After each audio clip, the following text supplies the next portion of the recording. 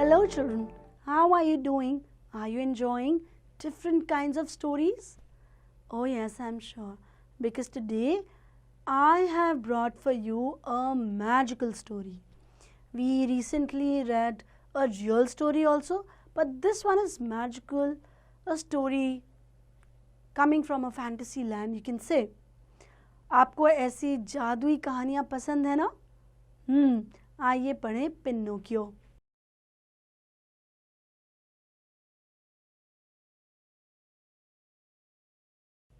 This is a magical story.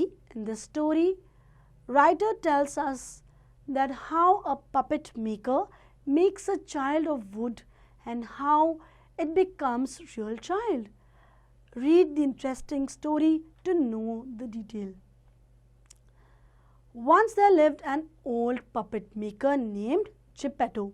He had no child but had a strong desire to become a father of a boy.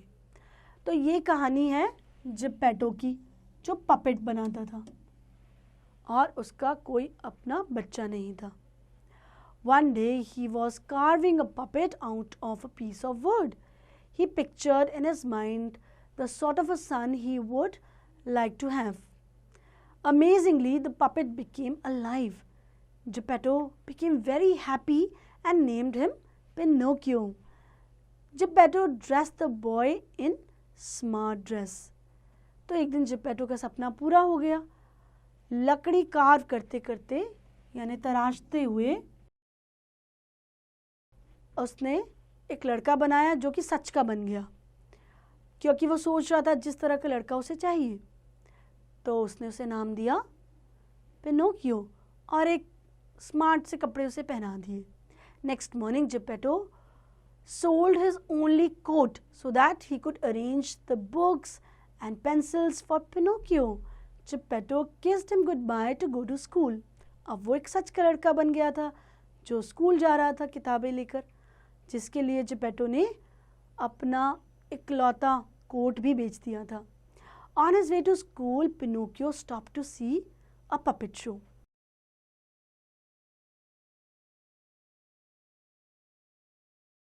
I can dance and sing better than those puppets and I don't need strings, boasted Pinocchio.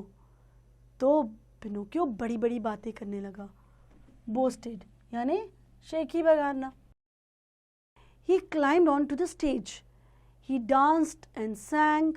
Crowd liked Pinocchio and clapped by throwing coins. He collected all the coins and became very happy. Then he met a lame fox and a blind cat. Knowing that Pinocchio had money, they pretended to be his friends. अब उसे कुछ दो ऐसे लोग मिले जिन्होंने नाटक किया कि वो उसके दोस्त हैं, क्योंकि उसके पास पैसे थे. और वो दो लोग थे, एक लेम फॉक्स और एक ब्लाइंड कैट. एक फॉक्स तो ठीक से चल नहीं सकता था और कैट जो देख नहीं सकती थी. Come with us, we will teach you to convert these copper coins into gold and you will become more rich, coaxed the sneaky cat. अब उस बिल्ली ने जो बहुत ही धूर्त और चतुर थी, उसने पिनोकियो को बुद्धू बनाया कि हम तुम्हें सिखाएंगे इन कॉपर कॉइन्स को गोल्ड कॉइन्स में कैसे बदल दें. Yes, I want to become rich, said Pinocchio excitedly. Splendid! You can put coins in that hole under that magic tree. Within 2 hours, these coins will turn into gold coins, replied Fox, pointing a tree. Now let's go to that inn for supper, interfered the cunning cat. तो उन्होंने उसे कहा कि अपने सारे coins एक पेड़ के नीचे दबा दो जो एक magical पेड़ है. After the supper, the fox and the cat, who weren't really lame or blind, quickly snuck away and disguised themselves as thieves. तो ये फॉक्स और कैट असली में लेम और ब्लाइंड नहीं थे. They hid behind the tree, waiting for Pinocchio. तो actual में वो चोर थे. After Pinocchio dug up the coins, they pounced on him. Give us your money. तो वो चोरों का भेष बदल कर आए थे. They ordered Pinocchio, but Pinocchio held the sack between his teeth and resisted them. Now they roared at him, "Give us your money!" Pinocchio's garden fairy, who was dressed in blue, ordered her dog Rufus to chase away the fox and cat. She asked Rufus to bring Pinocchio to her castle. अब क्योंकि Pinocchio सच का लड़का शुरू से नहीं था, पहले लकड़ी का था, फिर बना, तो उसकी एक गार्डन फेरी थी. उन्होंने उसे बचाने के लिए अपना एक डॉग भेजा, रूफस, जिसने फॉक्स और कैट को तो भगा दिया और कहा कि पिनोकियो को उसके महल, उसके कासल ले आओ. "Please sit down," she said to Pinocchio. "Who are you?" asked Pinocchio. "I am your well-wisher. Now answer truly whatever I ask," replied Fairy in bold voice.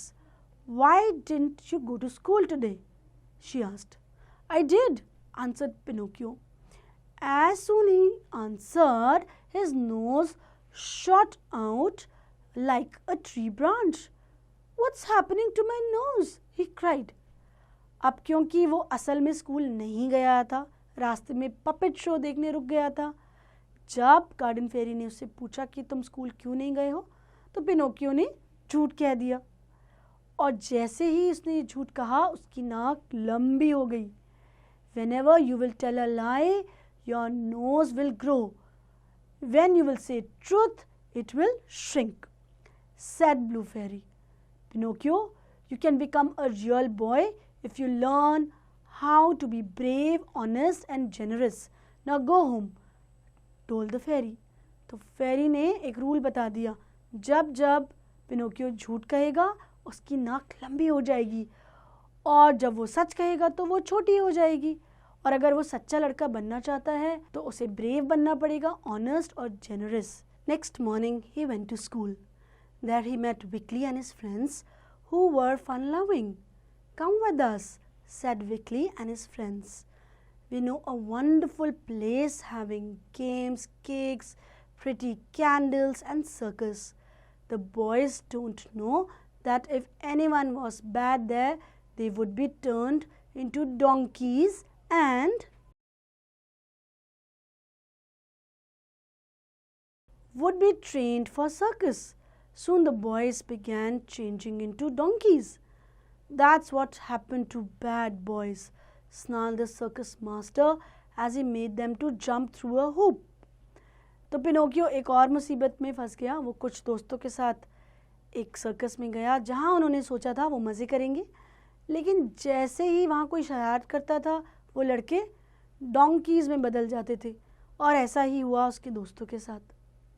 Pinocchio could only grow donkey's ears, feet and tail as he was made up of wood. The circus master threw him into sea. At the same time, one of his friends escaped and told everything to Geppetto. Instantly, Geppetto took a boat and went to search him. तो Pinocchio के साथ भी वही हुआ, लेकिन वो पूरी तरह डोंकी नहीं बन पाया क्योंकि वो तो लकड़ी का बना था. तो सिर्फ उसके ईयर्स, फीट और टेल ही लकड़ी के बन पाए. लेकिन सर्कस मास्टर ने उसे सी में, समुद्र में फेंक दिया. अब जब जेपेटो को पता चला तो वो उसे ढूंढने निकल पड़ा. Unfortunately, he was swallowed by a big whale. Pinocchio saw this and regretted for all what he did. He realized that his fathers loved him a lot. He started crying and he wanted his father back. At the same time, the same whale swallowed him also. अब Geppetto, Pinocchio दोनों को एक बड़ी सी whale ने निगल लिया. Pinocchio को पछतावा तो हो रहा था कि ये सब मेरी वजह से ही हुआ है. Pinocchio reached inside the whale's stomach and he found Geppetto. Both hugged each other. Pinocchio took oar, which was with his father, and tickled the whale's throat with it. दोनों व्हेल के पेट के अंदर मिले, गले मिले, और वहाँ उन्हें एक ओर मिला. ओर मतलब एक चप्पू जिससे नाव चलाते हैं. तो उसने वो चप्पू लिया और व्हेल की जो अंदर की थ्रोट थी, अंदर की तरफ से उसे गुदगुदी की, टिकल किया. This made the whale to cough loudly.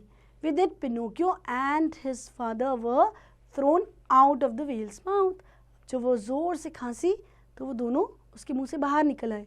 Pinocchio held his unconscious father's arm tightly and pulled him to the seashore.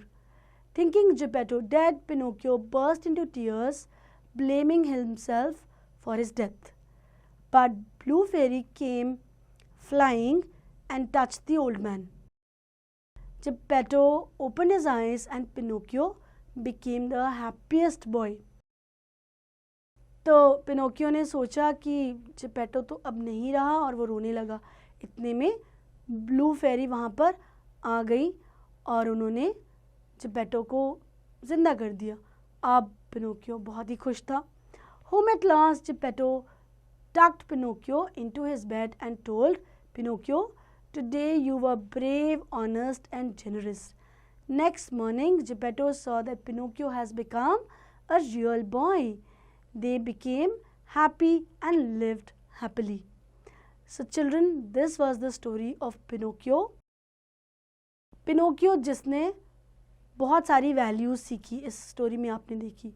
अंत में वो एक ब्रेव लड़का बना जो जेनरस है, काइंड है और एक सच्चा लड़का. So I hope you enjoyed this story, this magical story, and now it's time to reread it and also attempt the comprehension questions.